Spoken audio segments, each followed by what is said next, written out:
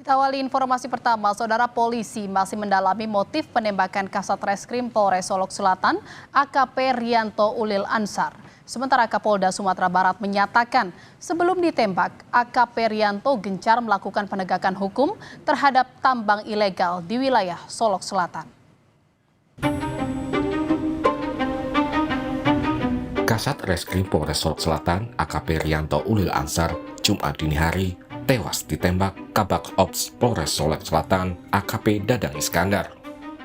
Usai menembak rekannya, AKP Dadang Iskandar langsung menyerahkan diri dan kini diperiksa di Polda Sumatera Barat. Soal dugaan adanya backing tambang ilegal dalam kasus ini, Kapolda Sumatera Barat, Irjen Suharyono menyatakan dugaan tersebut masih prematur. Namun Kapolda membenarkan AKP Rianto tengah melakukan penegakan hukum khususnya terkait tambang ilegal di Solok Selatan. Yang dilakukan oleh jajaran Reserse Kriminal Polres Solok Selatan yang dipimpin oleh AKP Ulil yang bersama-sama anggota sudah beberapa kali menindak secara tegas pelaku kejahatan jenis ini. Kita belum mengatakan mana yang backing, mana yang tidak, itu masih terlalu prematur.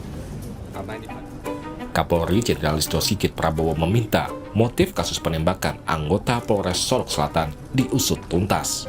Kapolri juga menegaskan tidak ada konflik internal dalam kasus ini. Dari institusi agar ditindak tegas, apakah itu proses etik maupun pidananya.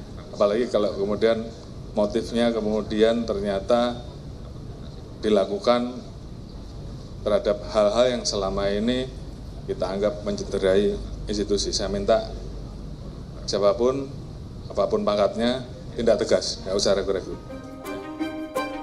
Komisi 3 DPR meminta aparat penegak hukum mengusut tuntas kasus penembakan ini, termasuk kasus yang melatar belakangi penembakan AKP Rianto. Kami meminta peristiwa ini diusut secara tuntas, baik kasus penembakan hingga tewasnya, ya, maupun kasus yang melatar belakangi terjadinya pertikaian ini. Info yang kami dapat adalah terkait dengan penindakan penambangan ilegal tipe galian C. Hal senada diungkap Komisioner Kompolnas Khoirul Anam. Khoirul meminta polisi menyelidiki dugaan motif penembakan terkait dengan penertiban tambang ilegal.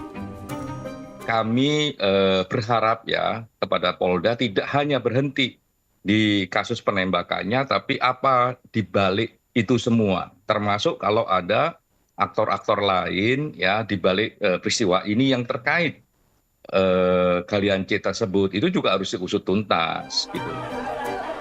Jenazah AKP Rianto Ulil telah tiba di kampung halamannya di Makassar, Sulawesi Selatan. Pihak keluarga berharap kasus penembakan ini segera diungkap dan pelaku dihukum secara adil.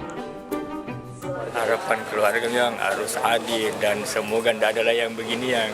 Dan pelaku dihukum setimpal. Iya, pelaku yang begitu dihukum ya. Karena Rian ini memang baik. Kapolda saya bilang ini Rian ini orang berprestasi. Dia bilang buktinya dia berani mengungkapkan. Dan itulah cirinya dia memang orang lahir di sini ya, berani itu. Berani, nah lambu lurus dia. AKP Rianto Ulil Ansar merupakan lulusan Akademi Kepolisian tahun 2012.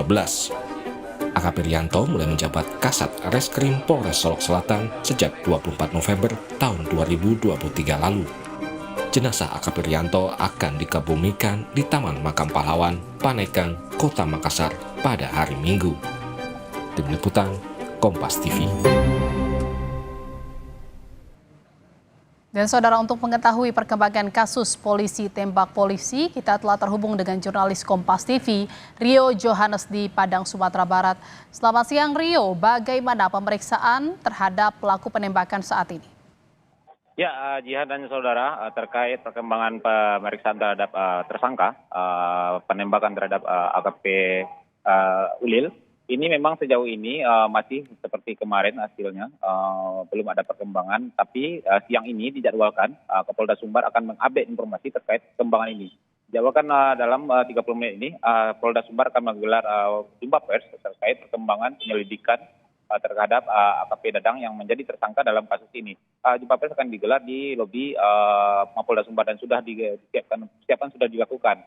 Dan terkait ini juga dapat saya sampaikan bahwasanya ada beberapa pertanyaan dari Komisi 3 terkait penanganan dari tersangka ini sendiri. Itu Kabid Humas Polda Sumbar, Kombes Pol Dwi Sulistiawan itu kepada saya menyatakan bahwasanya memang dalam penanganan sedikit longgar karena memang tersangka ini menyerahkan diri sendiri, datang sendiri ke Mapolda Sumbar dan saat kejadian itu kejiwaannya terganggu, bukan gangguan jiwa tapi terganggu karena dia sudah menghabisi rekannya sendiri, sehingga dalam pemeriksaan dilakukan pendekatan secara persuasif agar tersangka ini lebih terbuka. Memang tidak dilakukan pemborgolan dan juga terlihat di foto beberapa yang viral di media sosial itu tersangka merokok. Memang itu dilakukan agar dia rileks dan bisa bercerita panjang lebar dan jujur kepada penyidik. Demikian, Jihad. Baik, terima kasih. Saat ini penyelidikan masih terus dilakukan di Polda Sumatera Barat. Terima kasih atas laporan Anda, jurnalis Kompas TV Rio Johannes dari Padang, Sumatera Barat. Selamat bertugas kembali.